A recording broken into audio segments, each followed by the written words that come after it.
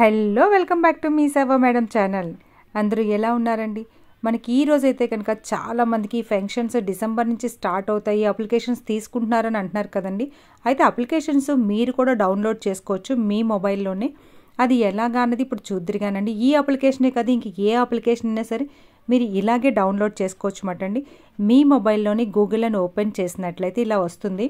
అందులో GSWS helper అంటే గ్రామ వార్డు సచివాలయం హెల్పర్ అని ఉంటుందన్నమాట అండి. అంటే GSWS హెల్పర్. దీనిలో ఫస్ట్ ఆప్షన్ చూడండి, GSWS హెల్పర్. దీని మీద మీరు ప్రెస్ చేసినట్లయితే అప్పుడు మనకు మెయిన్ వెబ్సైట్ అనేది ఓపెన్ అవుతుందన్నమాట అండి. అయితే మెయిన్ వెబ్సైట్ ఓపెన్ అయిన తర్వాత మనకు అప్లికేషన్స్ అన్నీ అందులోనే ఉంటాయన్నమాట. ఈ అప్లికేషనే కదా, ఏ అప్లికేషన్ అయినా సరే మీరు ఇలాగే చేసుకోవచ్చు అన్నమాట. ఇక్కడ చూడండి, ఫస్ట్లో అప్లికేషన్ ఫామ్స్ అని ఉంది కదా, దాని మీద క్లిక్ చేసినట్లయితే ఫస్ట్ అక్కడ యాడ్ వస్తుందన్నమాట అండి. యాడ్ అంటే అడ్వర్టైజ్మెంట్ వస్తుంది. దానికి మళ్ళీ బ్యాక్ వచ్చేస్తే మళ్ళీ అప్లికేషన్స్ వస్తాయన్నమాట. కంగారు పడకండి, ఒక యాడ్ వస్తుంది. ఆ యాడ్ని కట్ చేయాలన్నమాట అండి. కట్ చేసి మళ్ళీ బ్యాక్ వస్తే అప్పుడు ఇవన్నీ వస్తుంది. చూసారు కదా, ఏపీ వెల్ఫేర్ స్కీమ్స్ అని, న్యాచురల్ డెత్ కానీ ఇందులో మొత్తం ఆల్ అప్లికేషన్స్ అన్నీ ఉంటాయి, ఇంక్లూడింగ్ క్యాస్ట్ ఇన్కమ్తో సహా మీకు అన్నీ ఉంటాయన్నమాట అండి. సో మనకి కావాల్సిన అప్లికేషన్ని మనం ఇలాగ డౌన్లోడ్ చేసుకోవచ్చు అన్నమాట అండి. PDFలో వస్తుంది. గ్రామ వార్డు సచివాలయం ఆంధ్రప్రదేశ్ ప్రభుత్వం. ఫస్ట్ అయితే కనుక తేదీ, అప్లికేషన్ నెంబర్ ఏంటంటే మనము అప్లై చేసిన తర్వాత వచ్చిన అప్లికేషన్ నెంబర్ ఇక్కడ వేయాలన్నమాట. అంటే మనము డైరెక్ట్గా అప్లికేషన్ ఇచ్చేయడం కాదు కదండి. అప్లికేషన్ని ఫస్ట్ ఆన్లైన్లో ఎంటర్ చేయాలి. చేసి సబ్మిట్ చేసిన తర్వాత అప్పుడు మనకు అప్లికేషన్ నెంబర్ వస్తుంది. ఆ అప్లికేషన్ నెంబర్ ఇక్కడ వేయాలన్నమాట. గ్రీవియన్స్ అంటే ఇంకేం లేదండి, ఏదైనా కంప్లైంట్స్ ఏమైనా ఉంటే అక్కడ రాస్తారన్నమాట. ఏదైనా మనకి ముందుసారి పెట్టి ఇప్పుడు కానీ రిజెక్ట్ అయింది అనుకోండి, ఎందువల్ల రిజెక్ట్ అయింది ఏంటి అక్కడ రాస్తారన్నమాట. NTR భరోసా పెన్షన్ స్కీమ్ అప్లికేషన్. ఇక్కడ మీ లేటెస్ట్ ఫోటో అయితే అంటించాలి. అదే దివ్యాంగులు అయితే కనుక వాళ్ళకి ఫుల్ ఫోటోని ఇక్కడ అంటించాల్సి ఉంటుంది అన్నమాట అండి, చిన్న సైజులోనే. దరఖాస్తుదారుని ప్రాథమిక వివరాలు, అందులో ఫస్ట్ ఆధార్ నెంబర్ వేయాలి. ఏదైనా సరే ఈ అప్లికేషనే కదండి, ఏ అప్లికేషన్కైనా ఫస్ట్ ఆధార్ నెంబర్తోనే స్టార్ట్ అవుతుందన్నమాట. మీ పేరు ఆధార్లో ప్రకారం ఇంగ్లీష్లో రాయాలి. ఆధార్లో ఎలా ఉందో అలాగే ఇంగ్లీష్లో రాయాలి.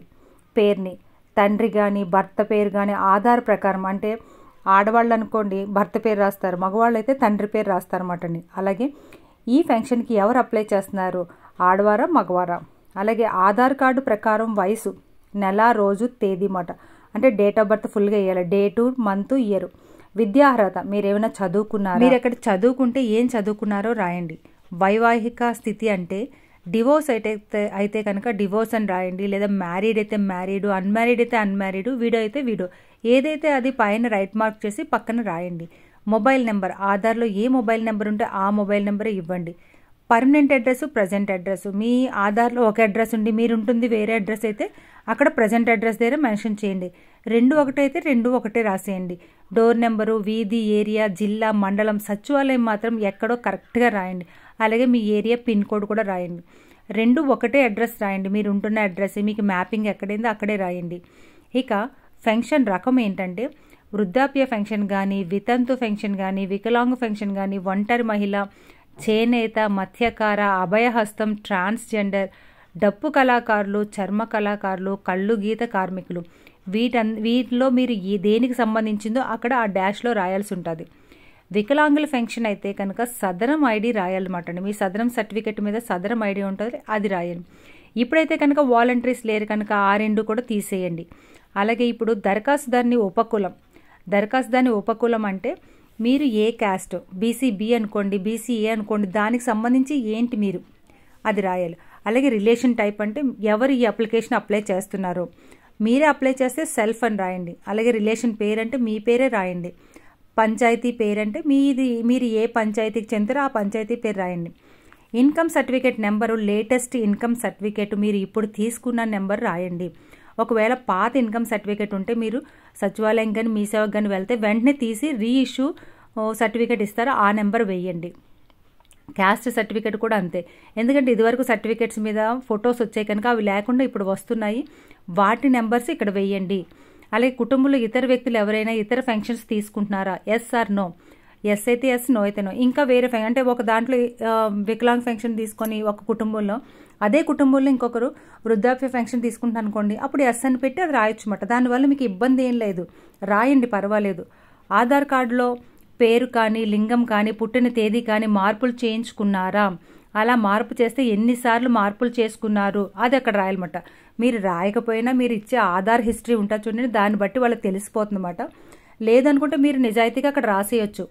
అలా రాయకుండా ఉన్నారనుకోండి, మనం ఎలాగా ఆధార్ హిస్టరీ కంపల్సరీ ఇవ్వాలి. ఇచ్చినప్పుడు వాళ్ళకే అర్థమైపోతుంది మనం ఎన్నిసార్లు మార్చామో, ఎక్కడ మార్చామో, ఏంటి అన్నీ తెలుస్తుంది అన్నమాట.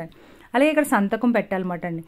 మనము అంటే దీంతో పాటు మనం ఇవ్వాల్సిన డాక్యుమెంట్స్ ఏంటి అంటే కనుక ఆధార్ జిరాక్స్ ఇవ్వాలి, క్యాస్ట్ సర్టిఫికేట్ జిరాక్స్ ఇవ్వాలి, రైస్ కార్డ్ జిరాక్స్ ఇవ్వాలి, పెన్షన్ రకాన్ని బట్టి సంబంధిత పత్రం, డివోర్స్ అనుకోండి డివోర్స్ పత్రాలు ఇవ్వాలి, విడో అనుకోండి డెత్ సర్టిఫికేట్ ఇవ్వాలి, అలాగే ఇంకా వికలాంగులు అనుకోండి సదరం సర్టిఫికేట్ ఇవ్వాలన్నమాట. Aadhaar update history xerox, Aadhaar update history compulsory ఉండాలండి ప్రతి అప్లికేషన్కి కూడా, ఏ పథకానికైనా సరే. ఇన్కమ్ సర్టిఫికేట్ జిరాక్స్ ఉండాలి, గడిచిన 6 నెలల కరెంటు బిల్లులు జిరాక్స్ ఉండాలి. ఒకవేళ మీ కరెంటు బిల్లు ఎక్కువ వచ్చేస్తుంది అనుకోండి, ఇప్పుడు అప్లై చేయకండి. ఇది ప్రతి 3 నెలలకు ఒకసారి కూడా అప్లై అన్నది జరుగుతూ ఉంటుందని మనకి ప్రభుత్వం నుంచి అయితే కనుక చెప్పడం జరిగింది కదండి. సో అందు గురించి అని ఇప్పుడు ఎక్కువ వచ్చేసి కరెంటు బిల్లు మీరు అప్లై చేసే కన్నా ఒక 3 నెలలు కంట్రోల్ చేసుకొని అప్లై చేయండి. అప్పుడు మీరు ఏ పథకానికైనా సరే ఎలిజిబుల్ అవుతారన్నమాట. అంతేకాని ఇప్పుడు అప్లికేషన్ వచ్చింది కదా మీ కరెంటు బిల్ ఎక్కువ వస్తుందా సరే అప్లై చేయకండి. ఒక 6 నెలలు మీరు జాగ్రత్తగా చూసుకొని అప్పుడు అప్లై చేయండి. ఇంకా 6 నెలలకి ఒకసారి కాదండి, ఇప్పుడు 3 నెలలకు ఒకసారి అప్లై చేసిన ఇంకొక నెలలోపే నెక్స్ట్ నెలకే మనకి ఎలిజిబిలిటీ లిస్ట్ వచ్చేస్తుందని చెప్తున్నారు కనుక. సో ఇదండి మన అప్లికేషన్. ఈ వీడియో నచ్చితే లైక్ చేయండి, షేర్ చేయండి, సబ్స్క్రైబ్ చేయండి.